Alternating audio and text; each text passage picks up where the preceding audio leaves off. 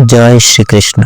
श्रीमद् भगवत गीता अध्याय 2 सांख्ययोग श्लोक 11 श्री भगवानुवाच अशुच्यानन् वशुच्यस्तं प्रज्ञावादांश्च भाषसे गतासु न गतासुंश्च नानुशुचन्ति पंडितः।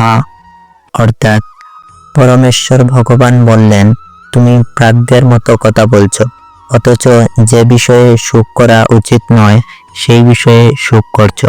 যারা যথার্থই পণ্ডিত তারা কখনো জীবিত অথবা মৃত কারোর জন্য সুখ करें ना।